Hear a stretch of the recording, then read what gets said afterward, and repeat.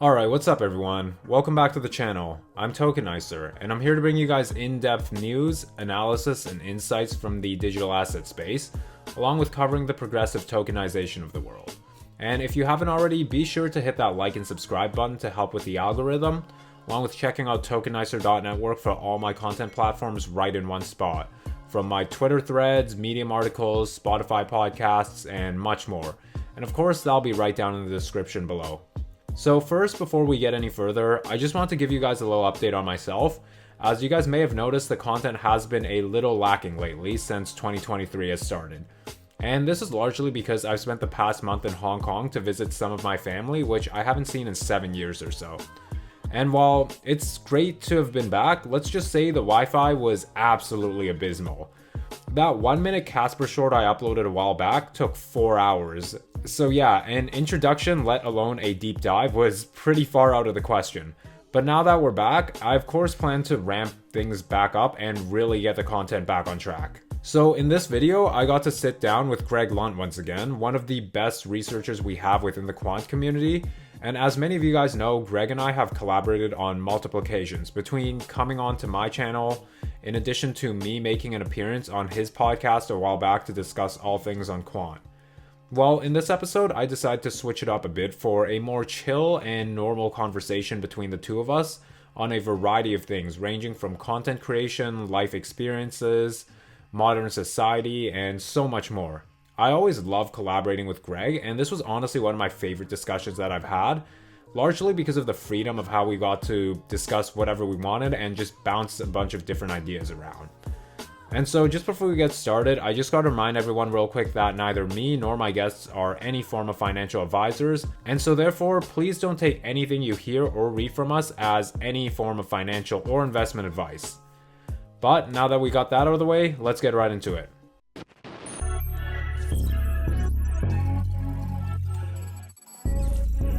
Minutes since we've talked, how have you been? I'm good, bro. Just had the new year and just getting ready to kill 2023.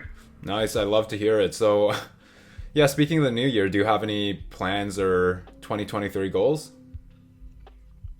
Yeah, it's a good question. I will say, I'm not much of a goal setter, which is probably to my detriment. Maybe one of my goals is to set more goals. But one thing I've been taking really seriously is my health lately. I've kind of turned a huge corner in terms of consistency at the gym and my diet, and kind of been super locked in. So that's definitely, I want to get a six-pack this year. Nice. I think that's probably my number one goal is just to transform the way that I think about exercise and my diet. For sure, yeah. And I saw from just earlier before we started this, you're looking a little bigger. Oh, thank you. Yeah. It's really, when you haven't trained for a while, seriously, you get those early gains. So for sure, yeah. Easy to go from untrained to, seeing some early progress. Yeah. But how's that been though? Just focusing more on your health and stuff. I personally find that a really important part, especially when we're in crypto, just balancing, your physical health, your mental health, but also putting enough hours in. Yeah. I think the one thing I need to get more dialed in is my sleep. I'm still going to bed a little late and waking up a little late. But basically I wake up, first thing I do is exercise. So I'm doing every other day, full body in the gym, and then an hour of zone 2 cardio. So basically just getting 60 to 70% of my max heart rate. I'm just walking on the treadmill 4 miles an hour. Nice. So the idea, and I learned this from a buddy of mine who's an MMA fighter, and he's just chiseled, and he's basically just work out full body, and then that burns all your glycogen. So it's basically where your carbohydrates store energy, or where your carbs are stored in your muscles. Burn through all that from the resistance training, and then just hop on the treadmill and just cruise at zone 2, and that basically burns all your fat. So I've been doing that, and I've probably lost 9 or 10 pounds in 5 weeks, in a consistent manner. And then on the off days, I am getting in I do yoga, and then I do my 10,000 steps. So Yeah, that's another goal for 23. I think 10,000 steps every day. Not gonna miss a day. And then my diet, I'm vegan, so it's a little harder to get protein. So, you basically want to get between 70 to 100% of your body weight in pounds. That's how many grams of protein you want to get. So I weigh about like 150, 155. So I need to get like around 100 grams, maybe a little more. And it's hard to get that without animal protein. So I have like protein scoops I've been doing in my smoothies. And I basically just started counting my macros, and it's pretty easy now. I found one hack, if there's any plant-based people that are looking for more protein. I found this black bean spaghetti, and it's basically like you're just eating pasta, but it's made of like pure black bean powder, and they're ready in like a minute or two in water. It just like basically just melts into soft noodles, and they have like 40 grams of protein in like a nice serving. So I throw some broccoli in there, and then a little tofu for a little more protein, and that's pretty much, combine that with a protein smoothie. And yeah, so anyway, that's kind of been my routine for the past like 5 or 6 weeks, and I feel amazing. Kind of kicked my salt and sugar cravings. And yeah, we'll just see. I mean, this should be a good year. I've only been on it for a few weeks, but I feel like if I'm on it for the whole year, it should show some pretty good results. For sure, yeah. The hardest part of whenever you're trying to change up your diet and lifestyle is just staying consistent, right? It's easy the first couple weeks, but then after a couple months is when you really got to start pushing yourself.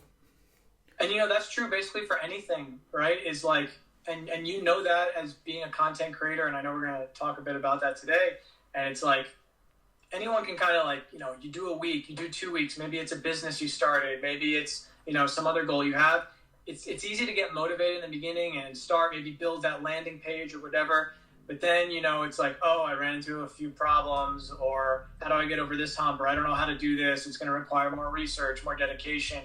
It's all about the mindset. It's like, you have to be there for the grind. If you're not doing it because you're not in love with the process, then you're going to fall off. And so you need to have a very clear vision of where you want to go, and you need to have that determination. So I just had like David Goggins and Eric Thomas just on repeat, like for the last few weeks. Like if I'm struggling to get out of bed, I just put on one of their videos. If I'm fucking at the gym, I have on one of their videos. Anything like that.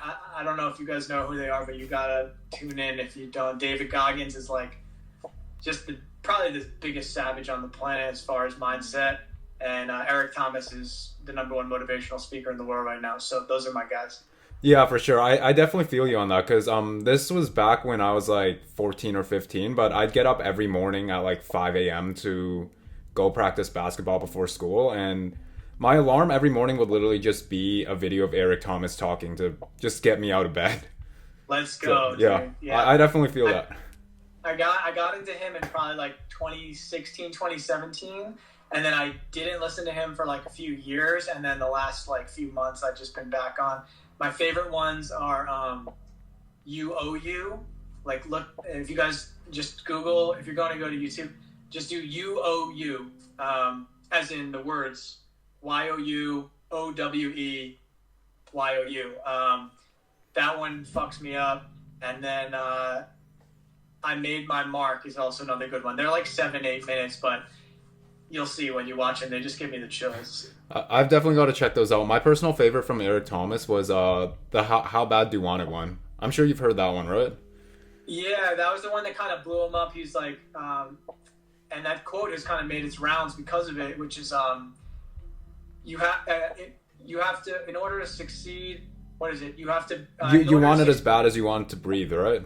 Yeah. Then when you want to succeed as bad as you want to breathe, then you'll be successful. Actually, you know what's funny? I have a quote from one of his videos tattooed on me. Oh, that's sick. It says, to be able... I forgot about this until today. I was listening to one of the videos, and I was like, shit, I know that quote, because I haven't looked at it. When you get shit on you. And so this is from like 2017. It says, to be able at any moment to sacrifice what you are for what you will become. So it's kind of that like decision to... The short-term decision for the long-term outcome at any moment. Yeah, for sure.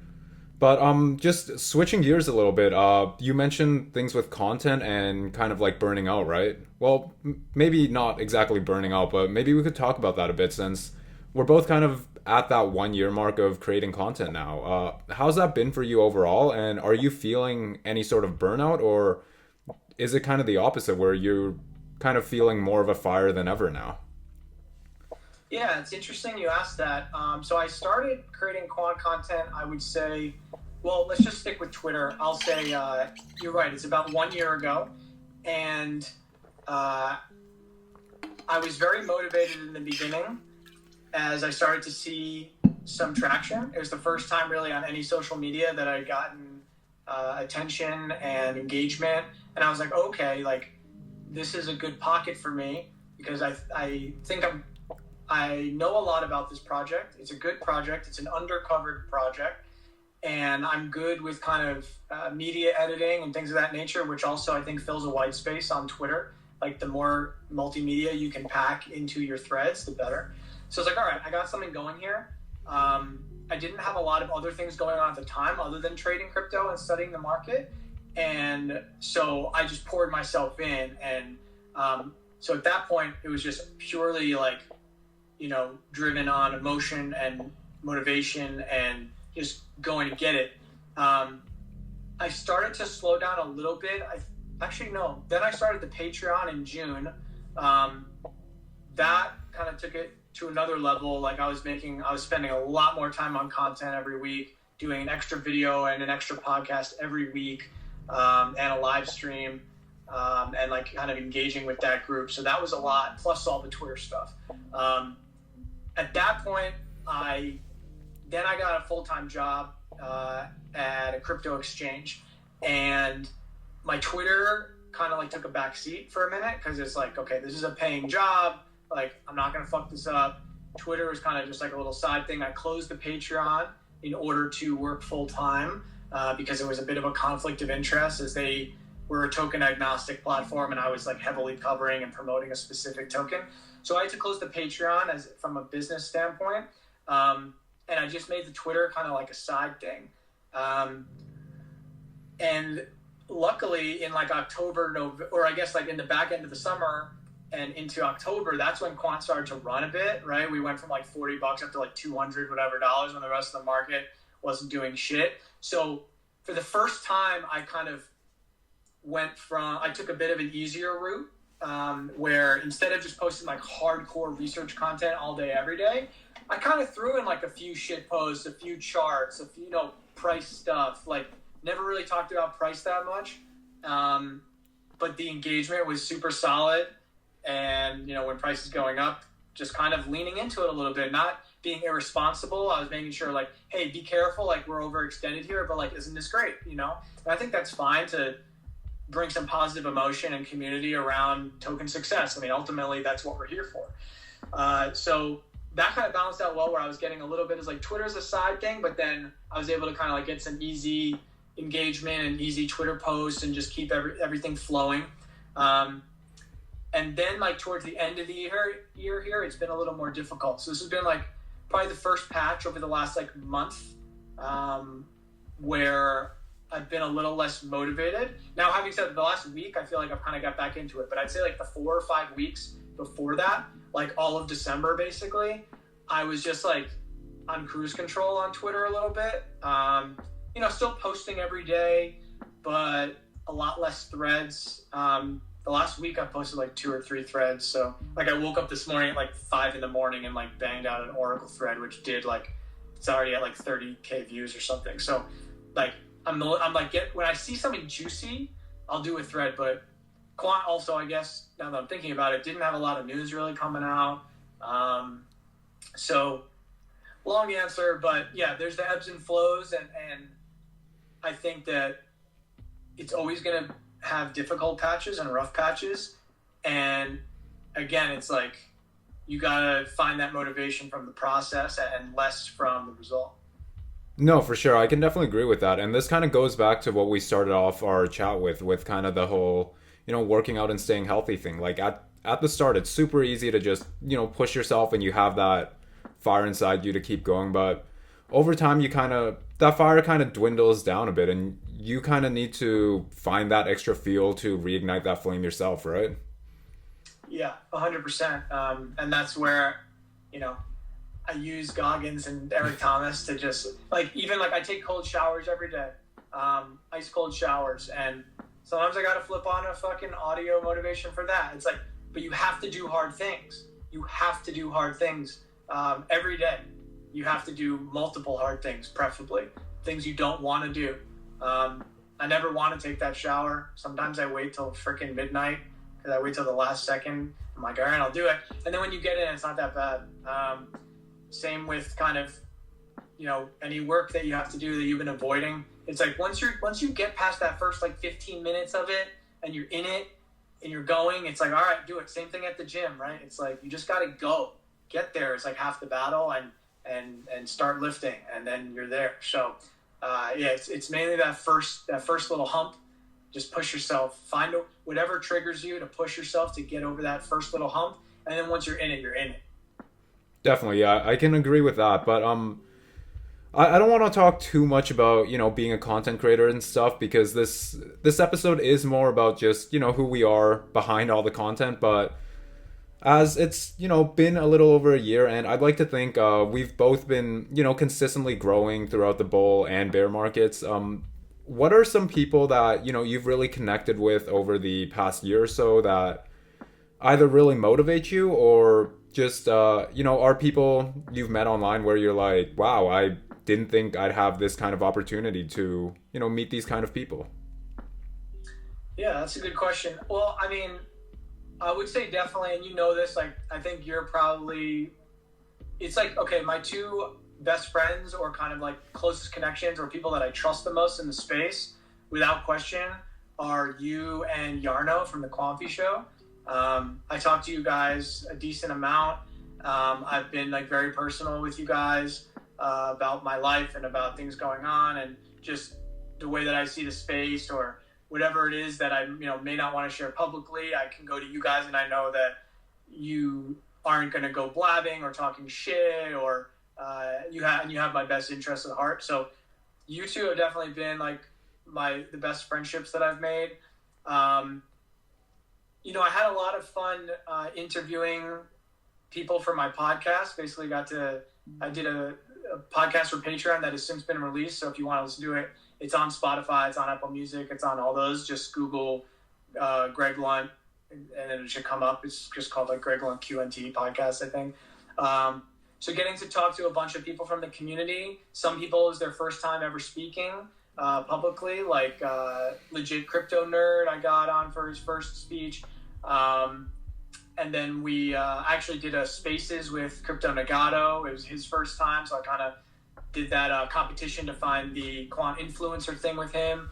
So I really enjoyed meeting those guys, and then everyone else that I did for the podcast. Interviewed Santiago Velez early last year, which was great. I would like to get in touch with him again.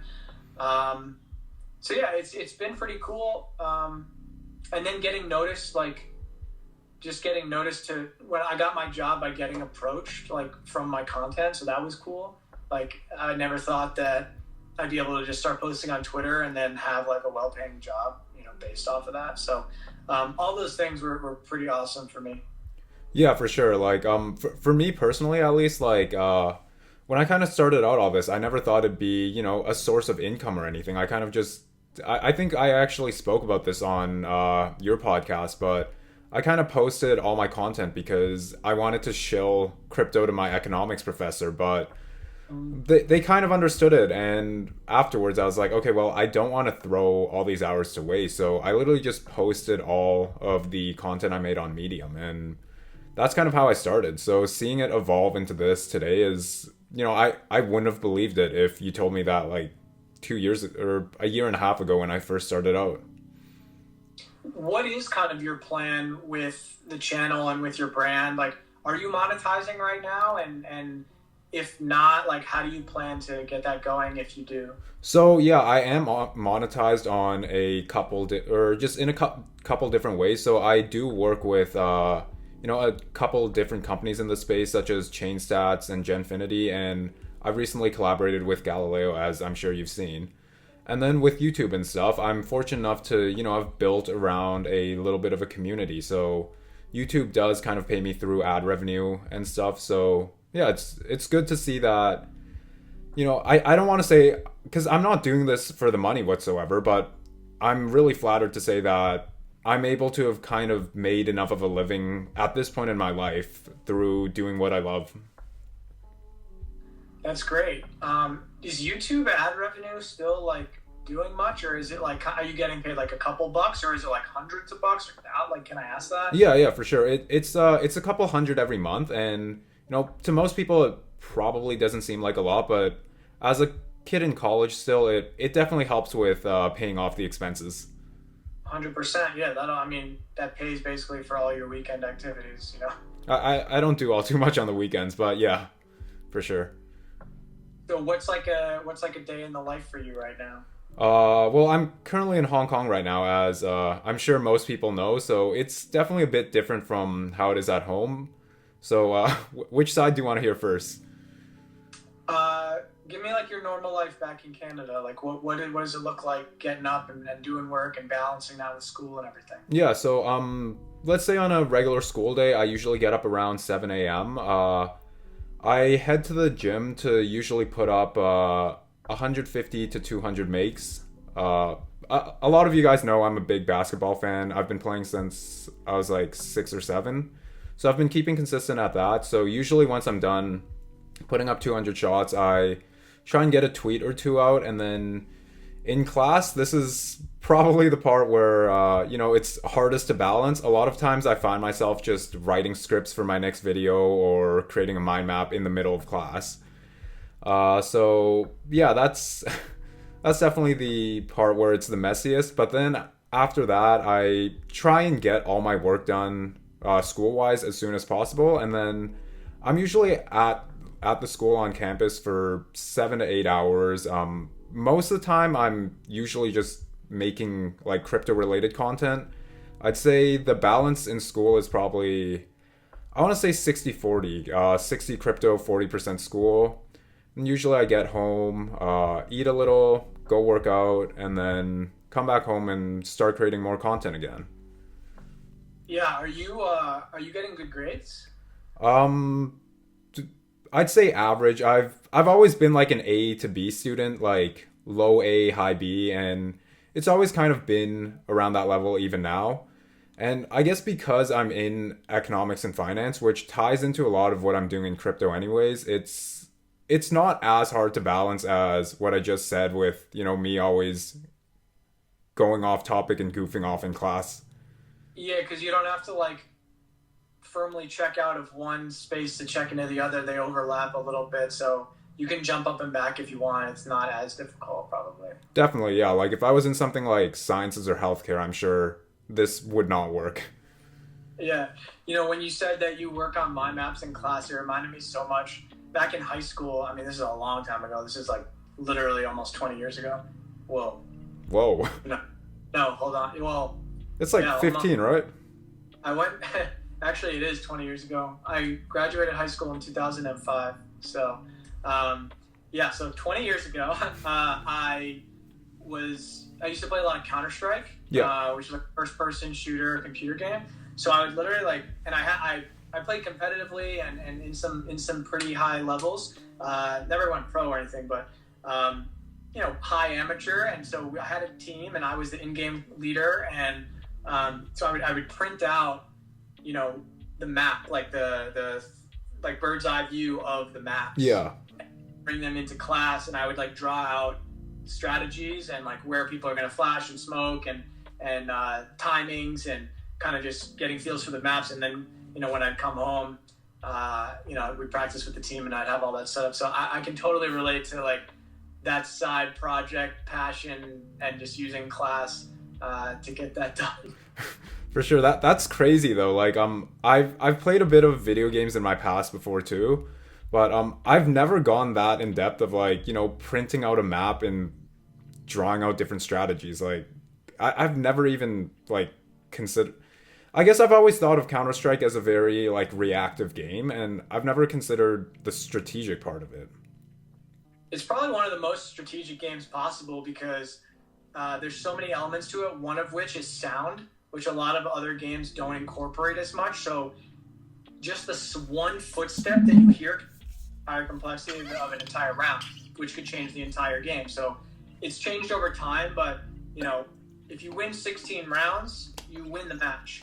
So if you win 1 or 2 rounds on like a footstep, or like maybe you do a certain fake that makes a sound over on that side of the map and someone calls it and the whole team rotates.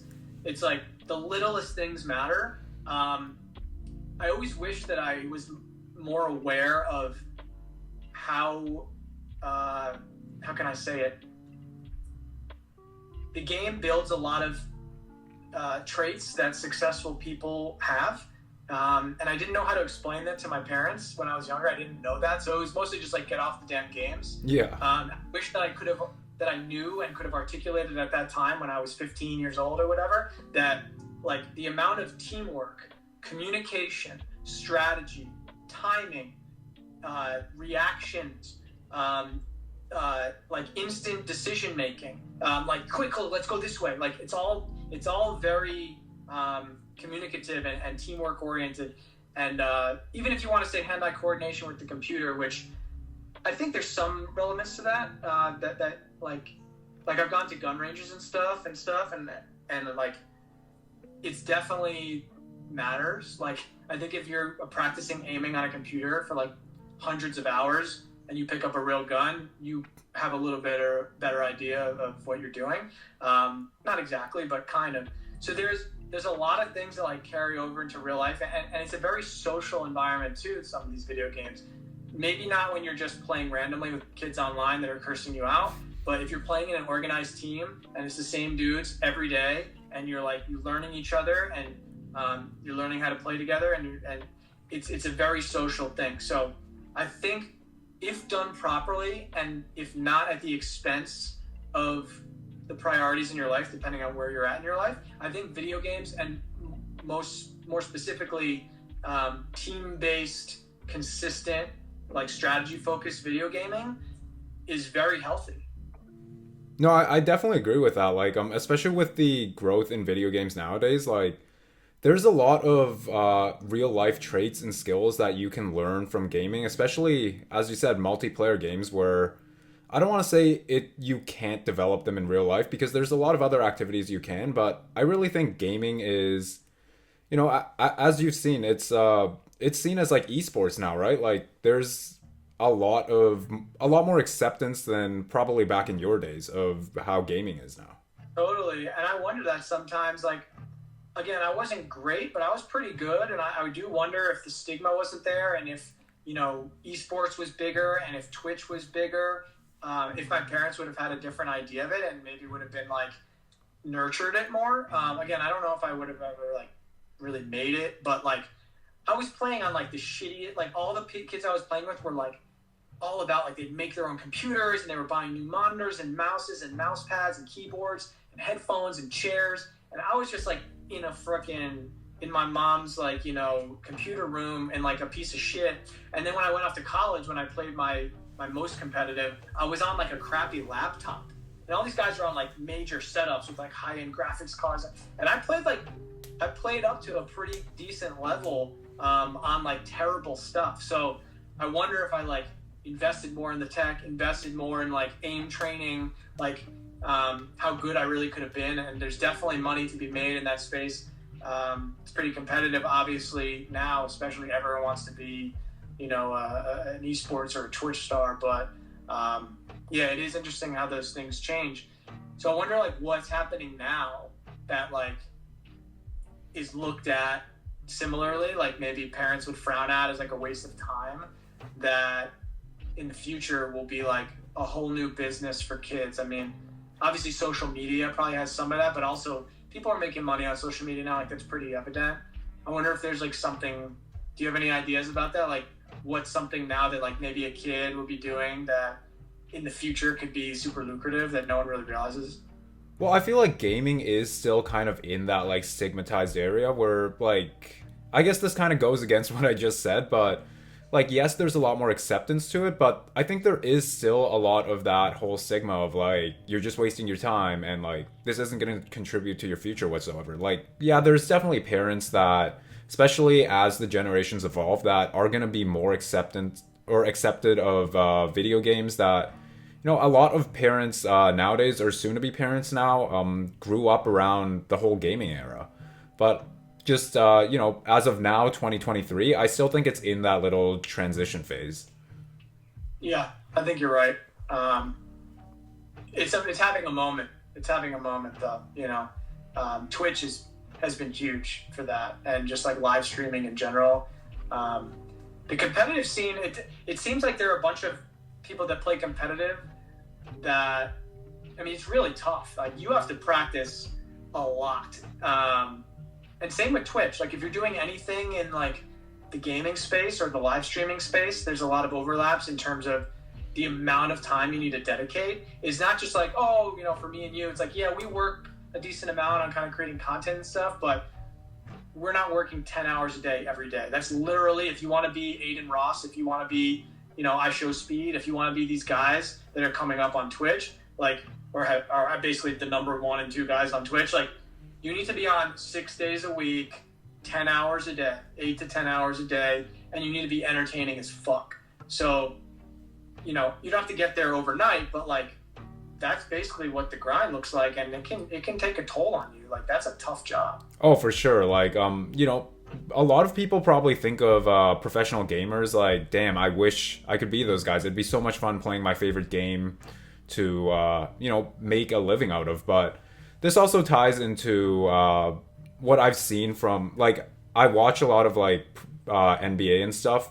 So one quote I've heard from a player, Andrew Wiggins, is an interviewer asked him, like, how cool is it that you get to play your favorite sport as a living? And he actually replied with it as, it's not as fun as you think, because this is literally my job. Like, whether I want to play or not, like, I don't have a choice. 100%. I had firsthand experience, or firsthand like seeing that with my dad, who was a high-level music executive and came from a career of being in a band, very successful band, and music after the creative part, after the band, and you went into corporate music and working at the record labels and working with some really famous people.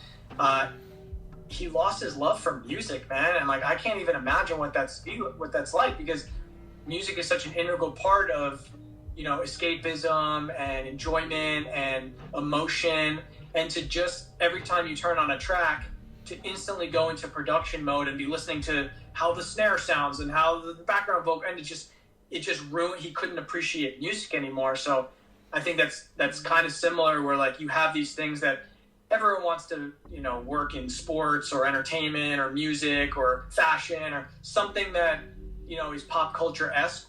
You could probably pick some sort of lane in that the majority of people would be like, hey, that'd be pretty cool if I got a job in that. But if you were going to be the best in that, you're probably going to lose a lot of the love you have for it, just based on it being your job and being so overwhelmed with it every day.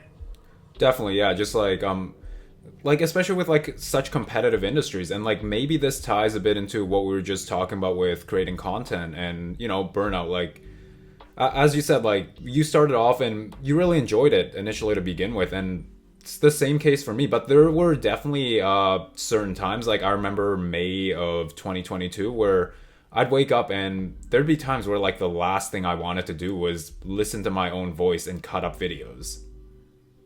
Videos are tough. I definitely don't have. I don't think I have what it takes to do a YouTube channel. At least not alone. The grind that takes, man. I really respect that, and you and all the other guys and girls that are doing that. Because video editing is just really. Because when I did the Patreon, I probably ended up doing it for about 4 months, so probably around 16 or 17 videos. Actually more, because the live streams I then edited after, and those were done on video. So probably like 30 videos, and it's like, they just take forever, bro. And they're just a lot. Podcasting take a long time as well. Actually, they take longer for me because I edit them like super heavy. Like, you can't tell. they're not like Planet Money or something where they're like woven in and like clearly highly produced and edited, but the amount of time that I spend on like clipping and dead space and like maybe even reorganizing someone's argument about a certain thing so that it makes more sense, because they're just like spitballing for 6 minutes and then I cut it down to like 4 minutes of like preciseness because I want my guests to look great. Podcasts take a really long time for me, but I also love editing audio. Like there's just something that clicks in my brain about it, so I get lost in that. Video is like, I'm good at video, but it also like feels a little like heavier. It's a little more difficult. So yeah, I can't imagine like how difficult that is for you. Like the burnout's got to be real with the videos. I think it really depends. Like I don't want I don't want what I said just before to make it sound like I hate cutting videos or whatever. Like, because if I hated it, I probably wouldn't still be doing it. I definitely still have a love for it, but there's definitely just, occasionally times where I'm putting out, let's say, or I'm working on like 2 to 3 videos in 1 week where there's times where I'm just like, shit, this is too much for me. Like, I still want to go out there and like, see my friends and do other things that most other 20-year-olds would still do. But, it's all about finding balance, really, right? Well, the other thing that you do that I like so much and that I admire and I don't think I could do is like, I can go on cruise control for a couple of weeks because I know Quant in and out. And so I can say like, all right, let me just grab an image of like, an architecture of Overledger or like Gilbert and write about his resume, or like I can come up with a tweet about how bullish I am.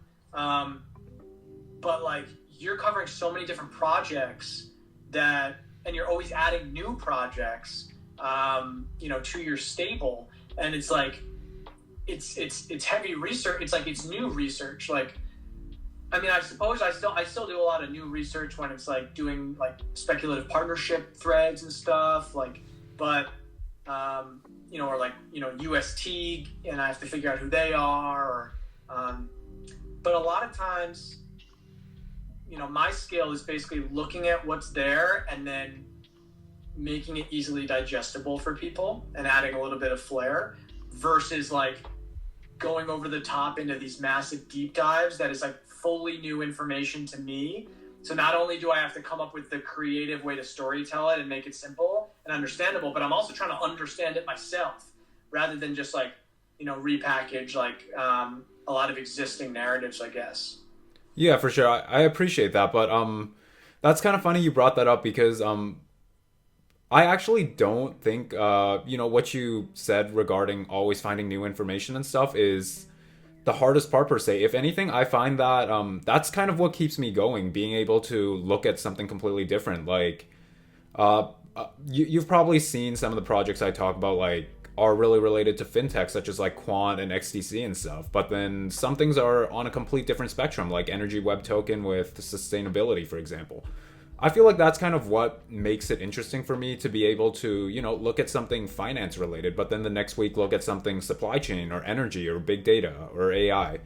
It kind of keeps things fresh for me because I feel like I'm a person that I get bored of things really fast, simply put. So ironically, I actually would give you props to be able to consistently look at Quant for a little over a year now, and maybe you do occasionally get bored of it, but I could not be speaking on a single project for that long.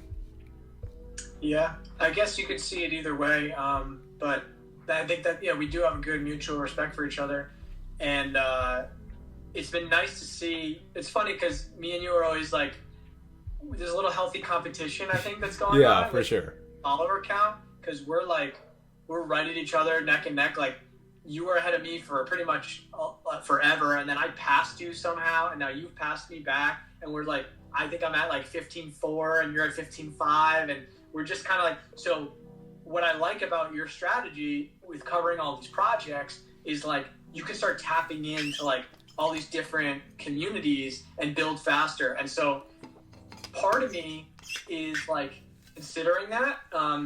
We've talked offline. There is one other project that kind of has my attention right now for the first time outside of Quant and Bitcoin. And I'm still trying to like wrap my head around how I want to present it, because there's a little bit of I'm just very thoughtful about how, like, what I put forward, and I'm based, like as you said, like my community is basically exclusively quant. I think some people like me as well, but it's mostly about quant, and I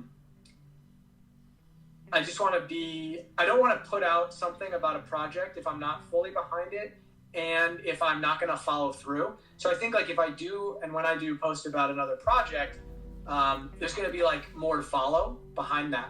And that's definitely like it's a commitment, you know, that I think could work out well based on watching like how fast you've grown, and Citizen of the Future, and even San talks about like some other projects, and these are some of the better accounts that cover like a bunch of different projects, and being able to tap into different communities, I think, is something that I haven't done a good enough job at.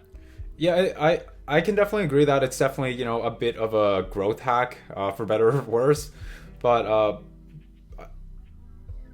man, I forgot what I was gonna say there. But it's definitely a bit of a growth hack regarding, you know, tapping into different communities and stuff. And I'm actually, you know, I won't say what project it is exactly yet, because I'll leave that for you to reveal it. But I'm really excited to see what you bring regarding different communities in the near future, because we've all seen the quality you've delivered with Quant, and I think we're all expecting the same level of quality and research from whatever other project that you add to your arsenal in the future.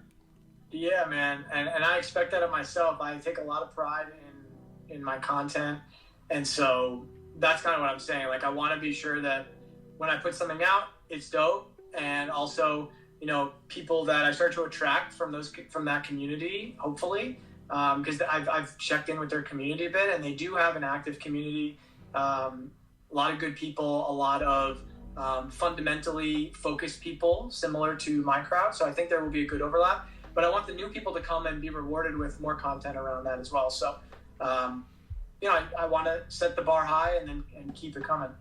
Definitely, yeah. And I think one of the coolest things that I've found talking about different projects is when you kind of find some overlap between, you know, different specific projects. So I'll take like Constellation, DAG, and Quant for an example.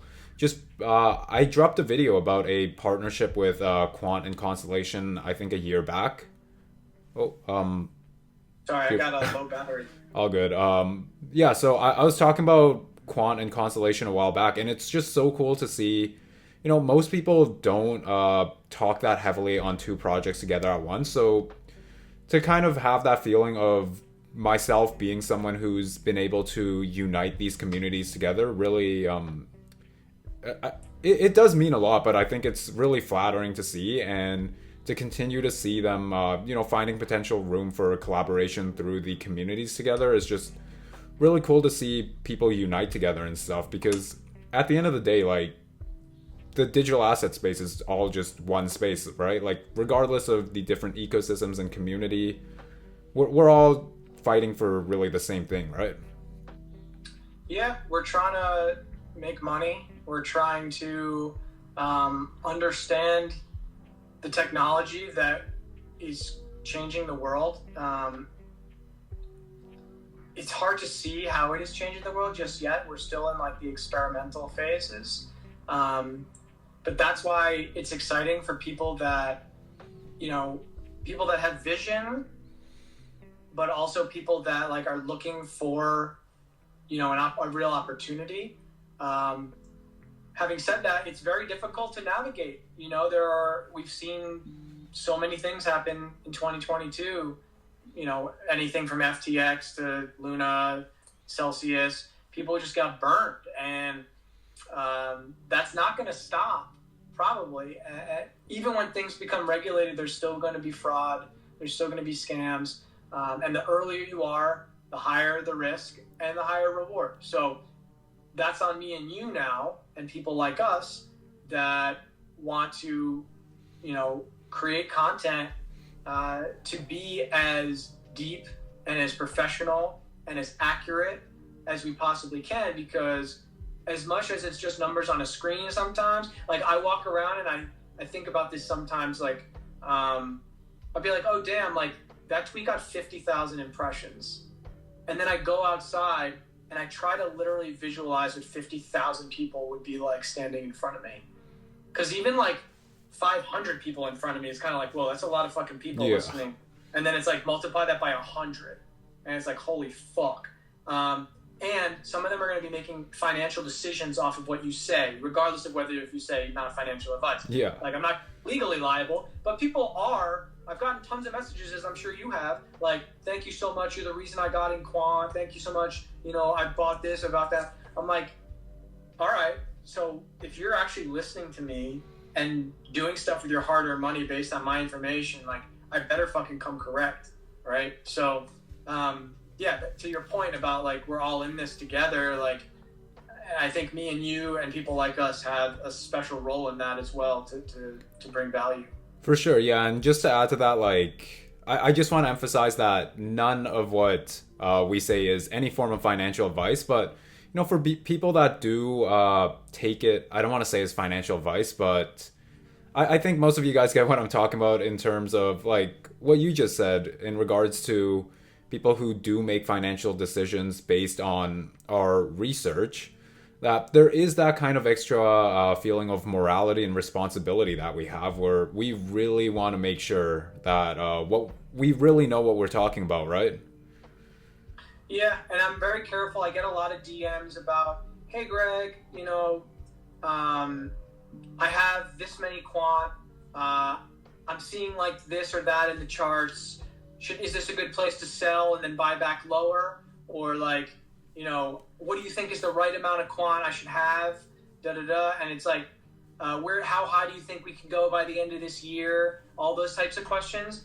And if you do it respectfully, people are totally fine with you basically saying, you know, I don't really do price predictions, or, you know, this is what I'm doing. I could just tell you what I'm doing here, but just being very careful not to tell people what to do, and not even because I'm going to be legally liable. Because I think technically, like, the not financial advice stuff is kind of a meme. Like, unless someone's actually paying you, I don't think, even if I say buy Bitcoin, buy Quant, whatever, and then someone buys it, they can't sue me and be like, Greg tweeted buy Quant and now I'm broke. It's like, I'm not actually liable for that. But it's more just like you said, like, morally, it's like, I don't want to feel like I encouraged somebody to go buy when, you know, when I didn't have to. I want to just present information as I find it.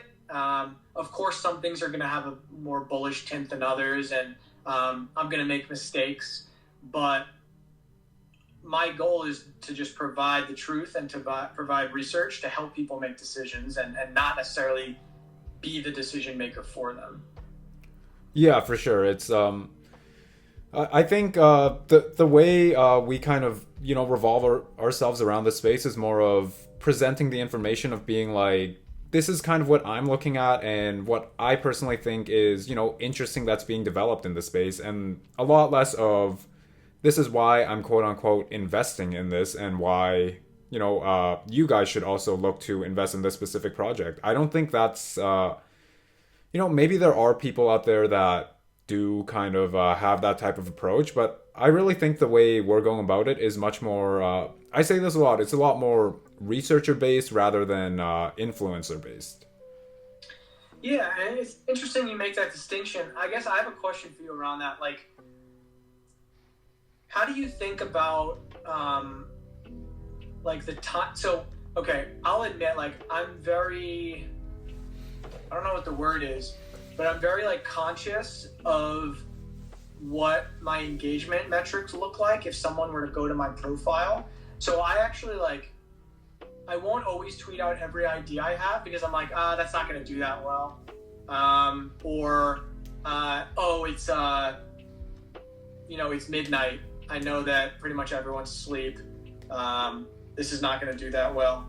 I'll save it till the morning or whatever. How much do you think about your strategy of, like, timing of posts, and also, like, the content that you post, like, thinking about, like you said, influencer versus researcher? Like, is it just, this is valuable, I'm just going to put it out there, it doesn't matter when or what, I just think someone's going to find value and I'm just going to put it out? Or is there like more calculation around like what and where and when? I think for me it's a lot more spontaneous. Like my thought is that we're both around like 15,000 followers in our communities, right? So I always think, out of those 15,000 people, I guarantee you at least like 500 or 1,000 people are awake out there. Like, our follower base doesn't just consist of like, say, North America or Europe or any other region in the world. Like, I know there's a lot of you guys watching that are from Australia, for example. So I always have the thought that someone's out there and awake and scrolling Twitter. So sometimes it'll be, 1 or 2 a.m. my time, and I'll throw that tweet out and I'll wake up and the engagement is like far beyond what I imagined it would have been. And then as for, I think, quality of posts, no, I wouldn't say there's much of a, distinction between timing and quality. A lot of it is just, I'm not the most patient person a lot of times when it comes to putting content out. So once I'm done something, I usually just try to get it out there as soon as possible. Okay, so let me ask you this. What does your drafts folder look like? Actually, for the most part, it's a lot of tweets that I once thought would be like, this would be a sick idea. And then I finish writing the tweet, or, I get halfway through the tweet and I'm like, this wasn't as good as I thought. I'll come back to it later. So it's a lot of like half-assed ideas and like versus ideas that you just haven't got to yet. A lot of it is that, and then a lot of it is like controversial things where I thought it'd be a good idea to tweet, and then as I'm writing it out, I'm like, ooh, this could upset a lot of people. Bro, are you wearing a Quant sweatshirt? I am. Just noticed that. That's epic. Where'd you get that? My girlfriend actually made it for me for Christmas, last year. That's what's up. Dude.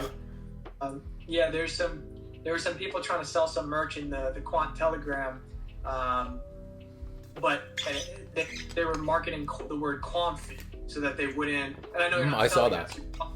Yeah. So that way they wouldn't get in any legal trouble as selling like Quant, licensed things. But to that point with the Telegram, that's kind of where I look at when you say people are going to be awake somewhere in the world. Yeah. I look at how many people are online. You can see that in the Telegrams. So I have a really good sense of the window that most people that follow Quant are online because, of course, it's Telegram and not Twitter, but there's definitely a correlation. So, most people that are in Quant, it seems, are in US and Europe. Of course, there's going to be people in Australia. I definitely have, shout out to all my Aussie followers. I see you. There's people in the Middle East and in Asia, but the majority, I think, are in the West, Western Europe and the US and Canada. And, if I'm up at, it's normally like about 8 o'clock a.m. Pacific to about 2 or 3 p.m. Pacific American time. That's the window because Europe is 9 hours ahead or something like that. So they're all going to bed and then it starts to taper off. So I watch the Quamfi Lounge very specifically. And I try to really only post when there's about the number that's in there. It's going to be between like 400 to 500 people online. That's kind of the money spot. And that's based off of like just that community and just that channel. But I know that that's when I'm going to get the most engagement on Twitter. So have I posted at night? Yeah, I have. Mostly if I do, it will be on something I know is going to do well. Like the two that are just basically slam dunks are if price goes up and I post the chart, that's going to do really well. Or if we hit that next 1,000 wallet holders, I'll post that. Those are the two that they always blast off, so I'll post those anytime. But when it comes to like my research and my threads, there's probably also something about like people in the morning and in the early afternoon, and you give them a piece, something to like really sink their teeth into, rather than like if I were to drop a thread at like midnight and it's like someone's about to go to bed and they're like, this is 12, 13 tweets of like technical jargon. It's like, I'll just do it tomorrow or something and like never get to it or whatever it is. So I think about that a lot. Oh, and just before I forget, because this is really important,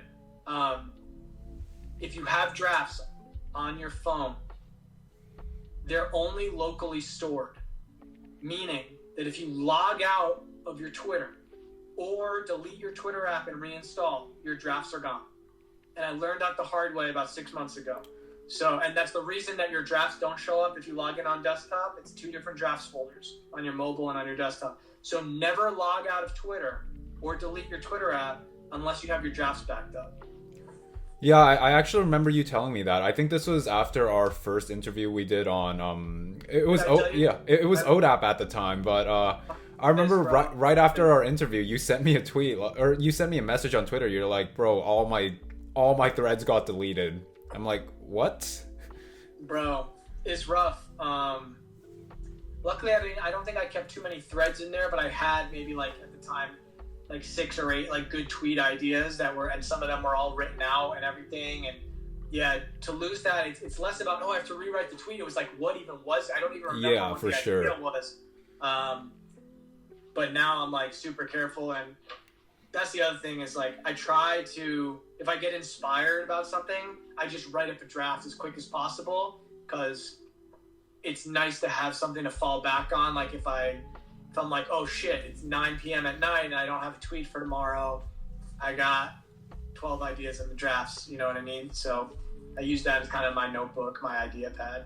Yeah, I can definitely feel you on that about learning it the hard way, because I actually put out an Energy Web tweet. I think it might have just been under a week ago now, but some people may have seen that my Wi-Fi here is absolutely abysmal. Like, I tried uploading a 1-minute short on Casper onto my YouTube, and that took 4 hours. So I legit could not upload I think it was like a 24 tweet thread. Like, I'd keep trying to upload it, and it'd load for 30 minutes, and it'd just be like, your tweet has failed to upload. Please try again. Did you have any videos attached, or was it just images as far as like attachments for the single tweets? It was just images, but I think there were some like really high resolution images because I put like mind maps in there and stuff. So I think that definitely, played a role in using more data to export it out there. But there was this one time I actually managed to get the tweet out there, but for some reason only 3 of the 24 tweets got sent. And then everything else was wiped, and I'm like, oh fuck, I've got to rewrite everything now. And as you said, the hardest part wasn't rewriting everything. Like, I don't mind that at all. Like, Twitter only gives you 260 characters to work with anyway, so it's not that bad. It's the whole thing of, what did I even write, and what order did I write it in? Yeah, I used to write all my threads in a Word document on my computer, and then I would transport them over. So I would probably have backups if that happened to me. Although more recently, I've just been writing them kind of off the cuff or through my drafts folder. I don't think I've ever really lost like a completed thread, especially a deep dive on a project. So that would have bummed me the hell out, man. So I saw you tweet about that, and I felt really bad. But you got it back up. So good for you. Yeah.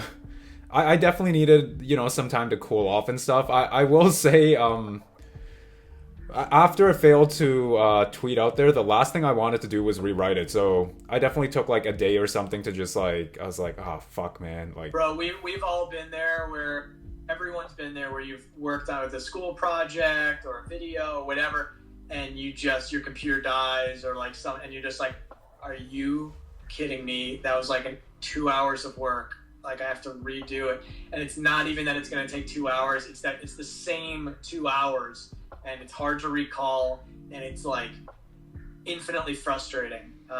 So I totally feel you on that. I think everybody knows what that feels like. Oh, for sure, yeah.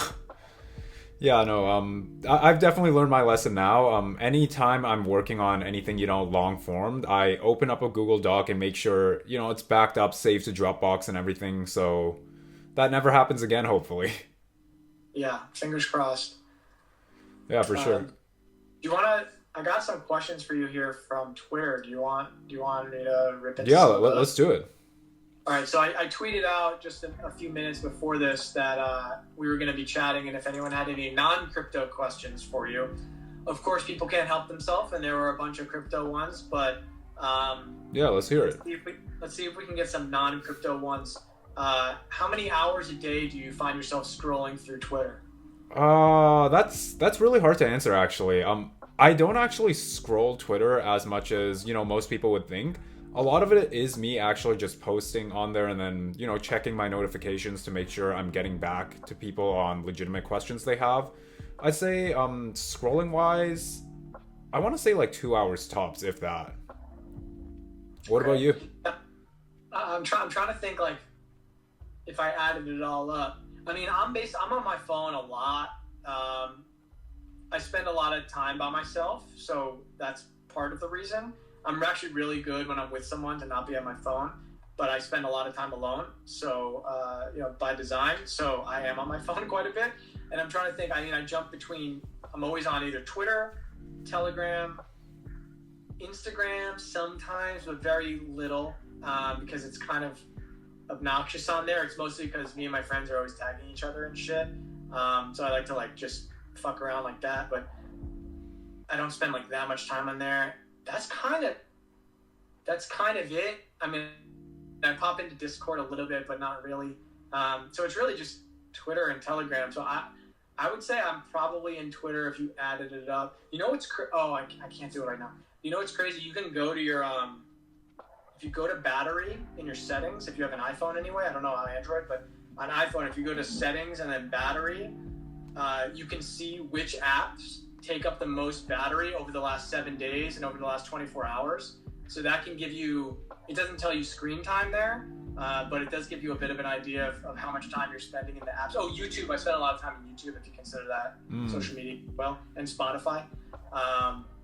So I don't know, long ass answer. I would say Twitter, I guess it depends on if I posted a thread that day because I get so many more responses. But yeah, probably 3 or 4 hours a day at least. Yeah, I just checked mine because I'm on an iPhone, and Twitter makes up about 9% of my total battery time, and then Spotify makes up 20%. Is that last 7 days or last 24 hours? Last 7 days, I think. It just says battery usage by app, so I'm not too sure. But camera takes up 12%, and I think that's a bit skewed just because, I'm back visiting and I'm a little bit of a tourist just taking pictures and videos and stuff. Yeah, so maybe that's the last 24 hours. Or you could even be 7 days. You've been there for a week. Yeah. So yeah, you've taken a lot of videos. Usually, that's your number one used app is the camera? No, it's my second, though. What's number one? Spotify at 20%. Okay, yeah. There you go. Yeah, I find that's actually a really good way to get to know someone. Like, ask them to open that up on their phone. It's a really good conversation starter if you're on like a first date or something. I know you have a girlfriend, but the iPhone battery usage is a good one. That's a cool one. Yeah, I'll keep that in mind just as a little icebreaker. You should do that even with maybe some of your interviews. Get like by the way, you've been killing it with the interviews. I know you had the CEO of Alliance Block, and they've been retweeting the shit out of you, which is awesome. You had the LackChain guy a couple months ago. Oh, that was he does work within LackChain a bit, but he's I'm sure you know about TC307's like multiple working groups, right? Oh, that's what it was. He was the TC307 guy. Yeah. Yeah, my bad. Do you have any other big interviews lined up? Can you share? Yeah, for sure. I actually have this kind of ties into what I did with Alliance Block recently with Rashid, but one project Alliance Block has been working alongside with a lot is Bonk. They're kind of a project on self-sovereign finance, so I'm actually talking with their chief tokenomist on the 20th. Nice. Yeah, I don't know much about them, but I did see some people retweeting their stuff. They had tweeted something about Quant, so that made its way to the timeline about should we add Quant, this or that. Yeah, I don't want to speak all too much on the project yet because I am still familiarizing myself with it for the most part. Like, I think I have a pretty surface level of understanding, but you know how we are with wanting to really understand stuff before putting it out there, right?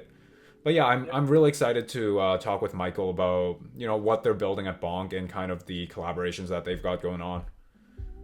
Cool, yeah, I'm looking forward to that. Let's see a couple other questions we got here for you. What do you do to relax and to stay healthy mentally and physically? I know you said you play basketball a lot. What are some other things you do to stay calm and healthy? So literally outside of doing content, I'm either at the gym putting up shots, lifting weights, or just spending time with my mom, really. That's about all I do. How far do you live from your? What about your girl? Oh, I guess that too. Uh Hi, babe. I, I, I She's not going to make it into a 70 minutes into a Greg Lunt interview. Don't no, worry. You're no, good. no. Yeah. Yeah, Um, but yeah, aside from my mom and girlfriend, literally just playing basketball and lifting weights like that. I'm a pretty simple guy. I've never been a fan of, the nightlife or whatsoever. My philosophy with that kind of stuff, I guess, just because I'd say 80% of my friends are still very revolved around the nightlife, especially after COVID and stuff. They do want to, get out there and stuff. Um, I told myself I would drink all that I wanted before I was legal age. Here in Canada, it's 19. So I was a pretty rowdy kid back in high school, but once I turned legal age, I'm just like, okay, you've taken the fun out, so just not gonna do it anymore.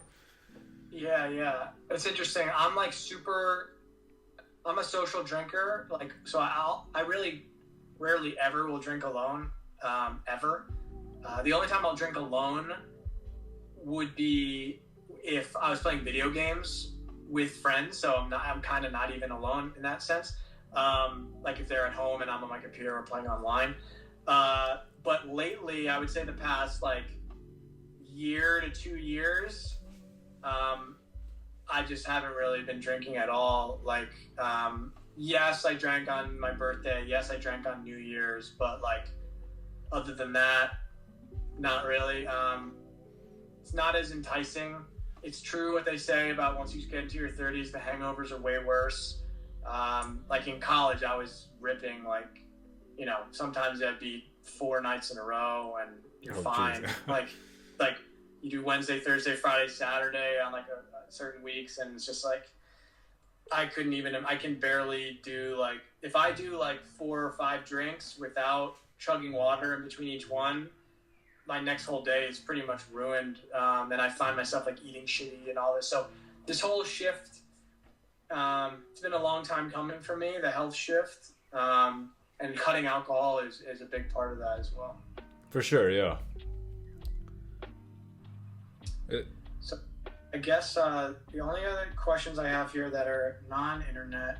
Well, this is kind of worded weirdly, and I think he was also kind of trolling, but I think there's actually like some truth in, or something I think you can maybe give the people about it is like, the way it's phrased is, does internet-based significance give you fulfillment? And I think he was being like kind of facetious, but like, I guess the way I'd reword that would be like, how have you found the responsibility of being a crypto influencer? How has that impacted your life at all? I think it definitely, I don't want to say fulfillment's the right word, but it definitely gives me, more of a purpose when I wake up every morning, because before all this I was just, your average college student, and the main goals of my daily life back then was just put up the right amount of shots, go to school, and come back home and relax. So I definitely feel there's a lot more to do with my days and stuff. I know a lot of people, consider once you build a bit of an internet personality, you have a bit of, an ego or something. That's something I've really tried to, keep myself in check with as much as possible. I think no matter how big I get, even at this stage now, or let's say 5 years from now, maybe just hypothetically, maybe I'll be at a million followers or something. I still want to be the same person, both, inside and out. Have you found any change from like posting content at 1,000 followers to 15,000, like in the way that you approach it from a personality standpoint? I'd say I might be a little more careful with what I have to say now, because there are some more, there's some more professional names and bigger eyes looking at me. But aside from that, no. Yeah, I think that's right. I think that I feel the same way. Is like, I'm a little more careful. Not as much about the professional eyes as much as just like the size of the audience. It's like you're impacting more people, you have more responsibility, you know? Yeah, definitely. But there's definitely things like, might have some controversy that I want to tweet my opinion out on at times where I'm like, maybe you shouldn't say that, and maybe you should like keep that within an inner circle. Yeah, I think that's where it gets a little bit easier for me, like staying hyper focused on Quant, and I rarely let like other topics, not even just other coins, but other topics like political or like even like I don't talk about Bitcoin that much, like separately, like things that could maybe get people a little bit like their panties in a bunch. I just stick to like the one thing, which I think works well for me and also kind of works against me in some ways that we discussed. But yeah, I feel you on that. You gotta pick your battles, especially on Twitter. It can get very toxic very quickly if you're not careful. Oh, for sure, yeah. And I think that's just with, not to get too far into this, but it goes for a lot of social media now. Like, a lot of it is just social division. And, with Instagram, especially, as we talked about earlier, like, most of the Instagram comments I go into, you can find the top comments just being a long thread of just, people arguing about whatever it might be. Yeah. I've still found Twitter is the most toxic. If and not my community or anything like that, and yours, like, because I think we keep, again, pretty professional, pretty positive, pretty research focused. But if you go into anything that has like emotion behind it, like I'll just get stuff on my feed about, whatever the hot button topic is, if it's like transgender issues or Ukraine or whatever, and it's like, a Joe Biden tweet, and it's like you open those comments and it's a cesspool. Like you have zero chance of finding like well-balanced, thoughtful comments. And at least on Instagram, they have like a better threaded system where like if someone says something, there can be like replies and they can go up and back and you can follow that. It's just a little more chaotic on Twitter. I remember, actually, this is interesting, and I want to get your opinion on this at large. Are we on a timeline here? What's your... No, I've got as much time as you want, really. Yeah, I'm just chilling. But I was curious, like, so I saw a tweet around this Chat GPT thing, which I've been using a lot. I don't know if you've been experimenting with it, but for those that aren't familiar, this is like the AI tool that you've probably seen a screenshot or two, or you can ask it a question. It's a conversational Google, basically. It's very, very powerful. And someone asked about like how it could improve Twitter in terms of conversations. And it brought up this idea of like, think of like a not just a vertical conversation, but also horizontal conversations. So like right now, it's like if I post a tweet and it's just everyone replying to me, and yeah, you can click into one and maybe see that, but then you have to click back out of it. And so what if there was more like 2D instead of just 1D, where it's like you can have break off threads and stuff? I'm not exactly sure what that would look like visually. I think I saw it because Elon might have commented on it. But I just remember seeing that. Anyway, that's just a random thought, but I'm curious your thoughts on kind of, have you used Chat GPT much? What are your thoughts on it? And, do you have thoughts on the future of AI? Yeah, so I did use Chat GPT a bit at home. Believe it or not, it's like banned or unavailable here in Hong Kong for whatever reason. Okay. But yeah. I believe it. But I think the whole concept of AI is really interesting, and I think as a future, like as a whole, as society, like it's gonna play a really large part in, a lot of aspects of our future, whether we like it or not. Because as technology develops, AI's been a topic that's been talked about since like probably before I was born, honestly. So I think seeing it really come into full fruition now is... I'm a person who likes to look at innovation in a very unbiased approach. So I don't really have, exactly what I like or dislike about it, but I just like seeing change and innovation in humanity as a whole. Yeah, it's very exciting. If you think about it a little too hard, it's a little bit scary. For sure. You can go back and watch Elon Musk on Joe Rogan 4 years ago, that first conversation he did. And there's that segment. It's pretty famous. A lot of you, I'm sure, have seen it. But he basically gets like super grim and starts talking like it's. I swear to God, it felt like a movie scene. Like Joe was asking about like the future of AI, and he was like talking about how he tried to warn people about regulating it and try to slow down innovation and understand. He's like, I tried to warn them. He's like, but it's futile. And he's like, it's so like deep and dark and scary. Was this the one where he hit the joint on the podcast? Same podcast, yeah. Epic podcast. But yeah, there was this one moment. It was probably, I don't know, 30 seconds, 60 seconds of him just like, he was just kind of like, I tried to warn them that they wouldn't listen. It's like, it's just like, it's so dark. So, you know, you have that, which, you know, AI kind of overtaking human competence in a hyper digitized world.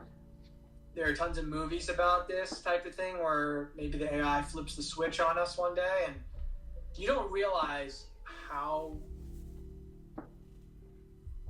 reliant we are.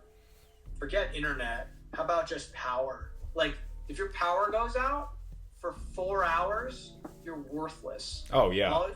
And then forget about a week or 2 weeks. All your food goes bad. All your phones are dead. You have nothing. You have nothing because your fridge is off. Like, maybe you have some running water because it's a different system. But like, you turn the power off, bro, and maybe you're not in a place with good weather. You're freezing cold.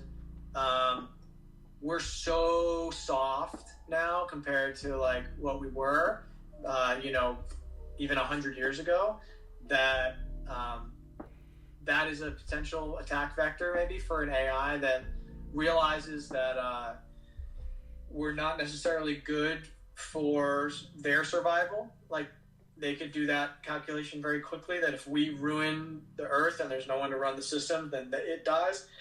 And then maybe it has to do what it has to do. Obviously, that's outside the box, and like, you can't operate your life like thinking about stuff like that.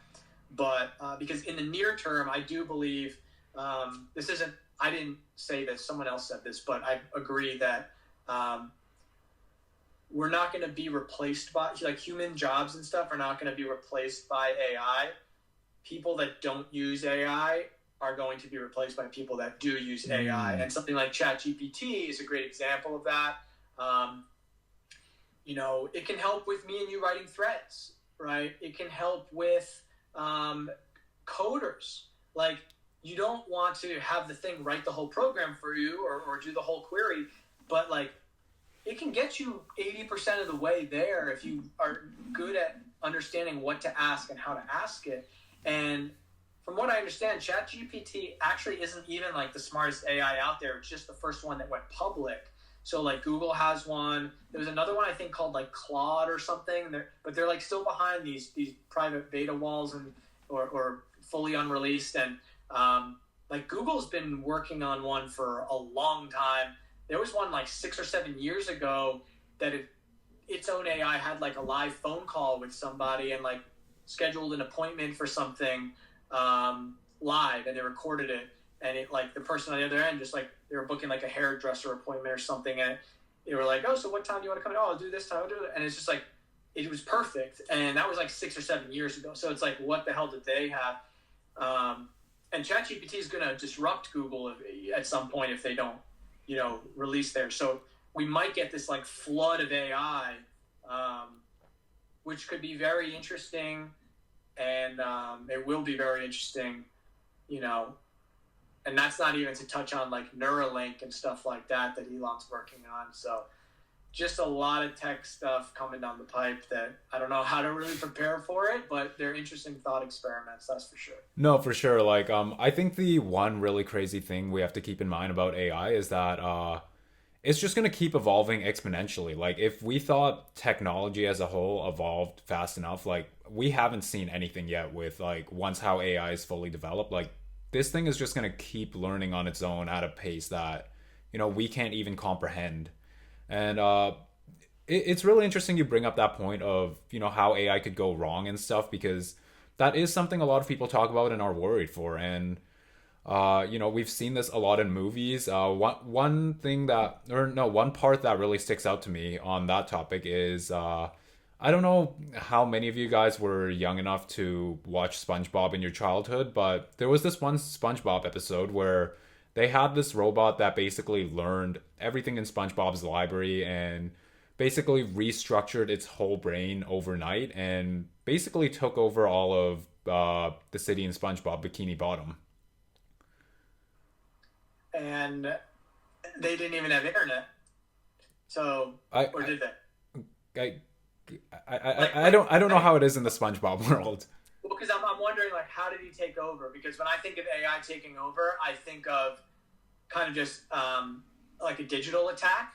Oh no, this was I guess they didn't have internet. It was like a physical like robot, and it basically would like it'd scan a bunch of books and stuff, and let's say the robot scanned a book that said like burgers are unhealthy. So it'd go and just like obliterate every single burger store in that city. Got you. Yeah. Well, then you get into like, you see those Boston Dynamic videos with the robots. Oh yeah. So combine that with AI. It has like its own. It can see you. It knows exactly who you are. Like, we're helpless. So who the fuck knows, man? I can't really spend too much time thinking about that. Like, I pretty much already brain dumped everything I've ever thought about. Like, that's the extent of what I think about it. Is like, it's dangerous. It's cool. I'm not going to be able to change anything about when and where and how, most likely. So let's just focus on what we can control. And things might get weird, but I guess I'm here for it. Yeah, for sure. And like, I think, like, again, it goes back to my point of just maybe enjoying might not be the right word, but just experiencing the time we're in right now and just all the technology that's exponentially evolving. Like, beyond AI, there's things like genetic sciences, self-driving cars, and a lot more that, I can't think of off the top of my head right now. And you can choose to fear it, or you can choose to kind of, in a sense, appreciate that, almost like what a time to be alive. Like, there's just so much that's going to change in like the next 10 years, I think. It's so true. And just to kind of like piggyback on that point, like about living in gratitude, whether it's about technology or anything else, it's like, man, people today, there's so much complaining, there's so much blaming, there's so much division, and again, lack of gratitude. Like, do you realize how fucking lucky you are to be living right now? We have the most choice, the most freedom, the most accessibility, like the most fun that any civilization has ever had in the history of time, as far as we can tell. Like one little thing that we talked about the power thing. I think about that. Like, if my power goes out, it's like, wow, I'm so lucky. Look, I live in a fucking one bedroom, but it's like a one bedroom apartment, but it's like, this is a castle, first of all, compared to like 90% of the world. It's like, I live in like an insulated thing where no one bothers me. And like, I have full electricity, internet, like food. Another thing that I think about a lot is like going to the grocery store, and it's like, dude, we have like 50 options of each thing, and we just get to pick one because it has a better fucking color, or they had a better commercial on my Instagram feed, or like, dude, the amount of like options and surplus that we have of stuff in our society, especially in the West, is actually absurd. And like, you're in China, I mean, right now, it's like, you're probably seeing that firsthand, like a lot of the restriction and potentially, I'm not sure, but just there's a lot of things going on there that are not as free or not as options oriented that we may have right now in the West. And so it's something I'm grateful for every day, that I'm able to just do whatever the fuck I want, whenever the fuck I want, however the fuck I want. and it's just me. I'm my only obstacle, and there might be a point where technology or the markets crash to like some crazy low, like we go into depression, or there's like food shortages, or like, not to be too dark, but like that's like on the table. Yeah, Like, that's all a those possibility for sure. in the next like meat of our lifetime, like 20 years, right? And we don't know when that stuff's gonna strike, but it could be like one after the other, and then all of a sudden we're in like a different world, and we're gonna long for these days that we had right now when you thought it was so bad. People are, oh, social media is evil. People are online bullying, or like, and not to take away, like, I guess, but I just think people's like mental health, they're so soft, and it's like, just like sack up, or like lady up, and just be more grateful, and that'll solve a lot of your fucking problems. I completely agree with those points. Like, I think a lot of problems that are, thought about in first world society is because there's actually a lack of problems. Like, a lot of drama, for example. If you go into, like, a third world country, for example, do you really think they're talking about, like, small drama and stuff? Like, no, they have way bigger issues to worry about. They're worrying about if they have enough food to feed their families, if they have clean water for the day. Like, there's so many more important things to think of than, all the small social media, like, bullshit, for better or for worse, that people are talking about these days. Yeah, I couldn't agree with you more. It kind of makes me think of, this is probably where like a few people will start to dislike me maybe, but like you think about some of the Andrew Tate stuff, and you could put aside like the allegations that he's going through right now, but just from like his messages and stuff, he talks about like dynamics of men and women, and we don't have to get too deep into this obviously, but like you say like society has like their biggest problem is a lack of problems, and there's been like a lot of people talking, and I'm listening, like I'm interested by this narrative of like heavy feminist movement over the last, and I've heard people that were part of the feminist movement when it rose up over the last 30 40 years, whatever, and then the last like 10 years of it, it's just, they're like, it's not the same. It's more of like, it used to be, what did they say, like women, like I am mighty or something, or what it's basically like women empowerment versus like male degrading. And so there's like this idea that I know I'm walking on hot coals here. And there's this idea that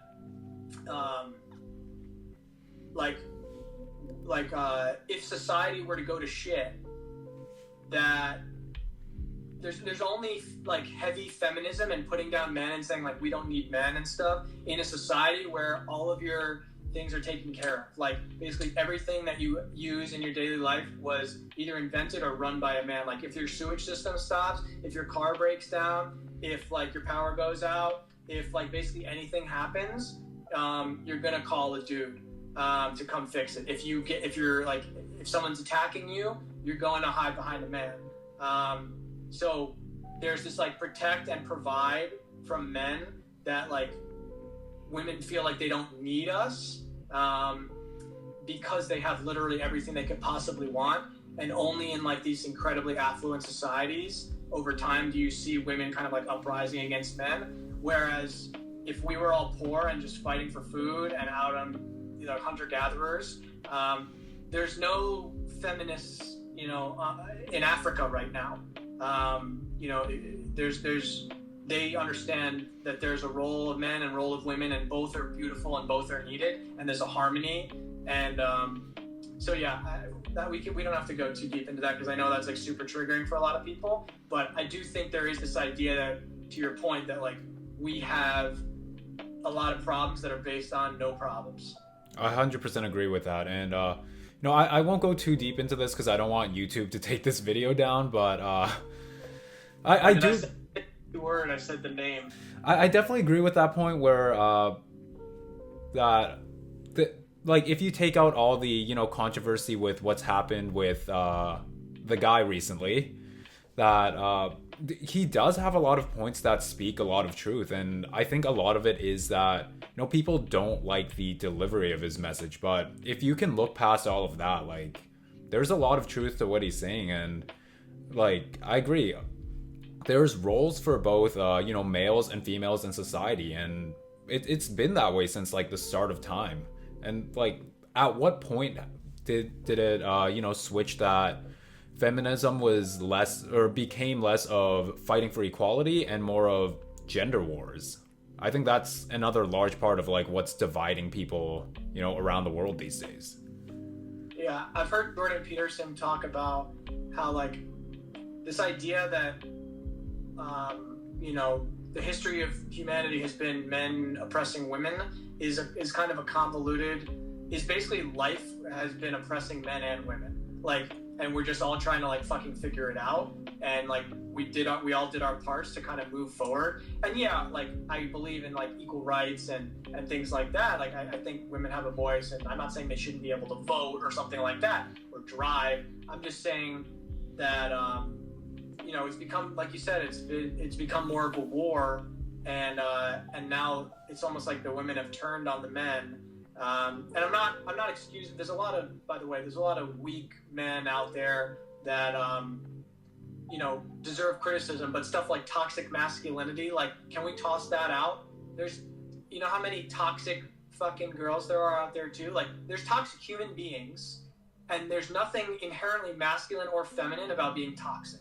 All right, I agree. So I just throw that shit out. Like, even the fact that that's a term that caught on, it's just part of this attack on men, I feel like.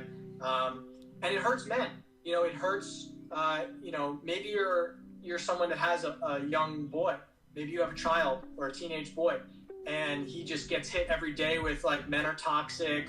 And if you're, strong men and these ideas of, like, roles, it's like, no, you need to show more emotion and be weaker. And, like, like, it sets them up for, like, self-hatred and for, like, confusion. And I guess Patrick Bet-David also talked a bit about the Andrew Tate. Oh, sorry, the ball guy thing. It's like isolating. You know what I mean? You have to isolate his viewpoints. It's like, do I agree with everything he says? Absolutely not. These allegations that are going around, we gotta wait to see what happens. But, like, there's a lot in what he says that is very interesting to me in terms of conservative roles and why that makes us more powerful as a society. And I just think it's interesting, like, kind of where we're at and how soft we are. So look, all you can do is try to be more powerful as an individual. That's really what I believe. So that's what I'm trying to do. I agree, and I think it's a lot less of, like, it goes back to the whole point of, people not having enough problems now, and people are trying to look for problems in other people that they can harp on themselves. And it's kind of ironic that we were just talking about how forward society is pushing with innovation and everything, but at the same time also we're seeing almost how backwards humanity is moving. Yeah, I mean, you could look at it either way. Some of the division, you could even, if you want to get conspiracy theory with it, it's like some of the division is, like, planted and pushed because the more divided we are, the easier it is to control, right? To revolt or to try and fight for the system, against the system, I should say. So there's some interesting points about that, about a lot of the division that we have, black and white, gay and straight, trans and non-binary and binary, political, all of these things that we deal with and hear a lot about. Like, they pour fuel on that fire. They like that, the powers that be, because as long as we fight, the less unity, the less power we can take back. For sure, yeah. And I think to add to that, a lot of what's happened over the past 2 years with the pandemic also plays a huge role into that too.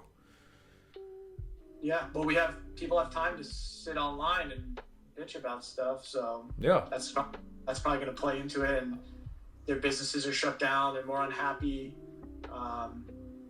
So look, we have an interesting few years in front of us.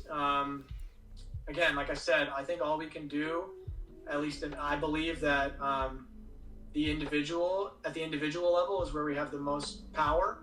And if you can't get your life in order, what business do you have kind of trying to have opinions about how the rest of the world should order itself? I truly believe that. So that's why I don't really like share these type of viewpoints much, because they're still forming in my brain. I reserve the right to kind of switch them up, and I'm still forming myself.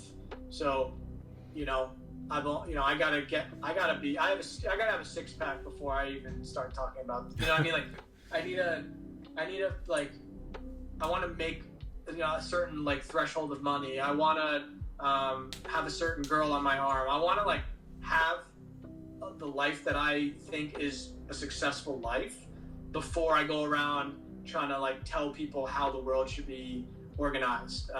It's just out of my skill set. And what we have right now is, to your point, like kind of like a reversal of that, where you have a lot of the weakest people behind the guise of like compassion are trying to control the flow of information, control people's speech, control how the free market is dictated, and those are some of the weaker people that have the loudest voices, and it's scary.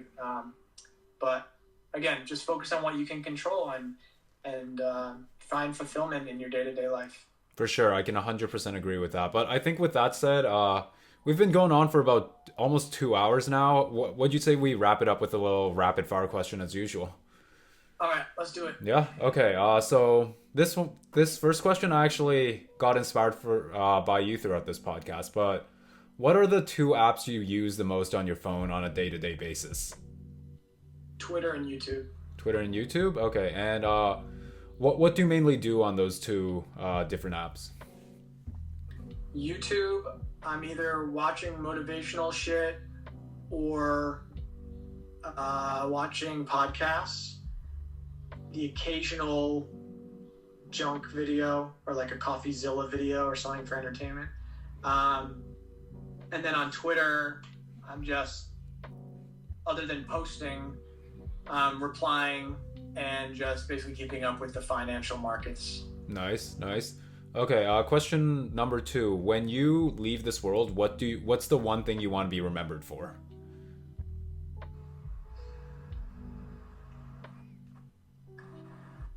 I just want people that are close to me to know that I had their best intentions at heart. And just to know that I had a good heart. I like that. Okay, third one. If you could travel anywhere in the world, where would it be? For how long? However long you want. That's such a tough question because I don't know enough to have as precise an answer as I'd probably like to. But I've wanted to go to like Southeast Asia and Bali and Thailand for a while. Okay. Also, I'd like to vacation to those places. And then the real question is like, where would I move? That's the real question for me. And I think it'll probably end up being somewhere in like Central or South America or maybe Africa. Nice. Okay. I think we're on I think this is question number 4. I think it's question number 4. Yeah, but oh man, what was question number 4? I had it in my head a second ago. Oh, right. If you could have one superpower, what would it be? The ones that always pop in my head are like X-ray vision, flying, and invincibility, or like super strength. I guess those would be 4. Or reading people's minds. Man, there's a lot of good ones. Although that would probably drive me crazy. But you could make like infinite money like that. Yeah. I would say if I had to choose one, it'd probably be like invincibility, because then I could just eat whatever the fuck I want and just still be like a beast. I'd never die. That's true, but would you want to always, live until the end of time, and maybe even until after that? Yeah, I guess, that could be weird. But I'm still gonna stay with that one. You can stay with that one? Okay, I respect it. And final question. If you had to live in a fictional scene, whether it be a book, a movie, or a TV series, what would it be? And what would your character be in that specific, series? Yikes. I don't watch a lot of TV. Let's think. What movie would I want to get planted into? I want to go hang out with. I want to go into Dude, Where's My Car and go hang out with Ashton Kutcher and that might be dating myself. That was probably. Do you know what that movie is? No, I do not. I know who Ashton Kutcher is. Okay, let me think of another one. Or maybe I'd go to I'd go to I'd crash a wedding with Owen Wilson and Vince Vaughn. That's a good one. All right, well, that's about all I've got for the rapid fire questions. As usual, Greg, it's a pleasure talking to you, and I can't wait to have you on again. Yeah, man, thanks for having me, and always for the good combo. And for everyone out there, if you watched all this way, keep supporting Token. He's one of the really good guys in the space, hardest working, and he's got a really bright future. So thanks, brother. I appreciate you having me as always. Yeah, for sure, man. And if people want to reach out to you or connect with you, where can they go for that? Twitter's the best, at Greg Lunt 27. I respond to all my DMs, and hopefully I bring you some value. For sure, yeah. So Greg Lunt 27, I'll be sure to plug that down in the description below, and I hope you guys had a fun time listening to this. So there you guys have it. Another chat with Greg Lunt in the books. I had a ton of fun skipping around a variety of topics that we discussed on basically just talking much further beyond DLT content and actually talking with Greg as Greg and not just Greg as the quant researcher. So if this style of podcast is something you guys were also a fan of, be sure to let me know down in the comments below, and I'll try my best to incorporate more of these in some of my future content with other guests. But that's about all we've got for today. As usual, I hope everyone got some great value out of this, whatever it may be.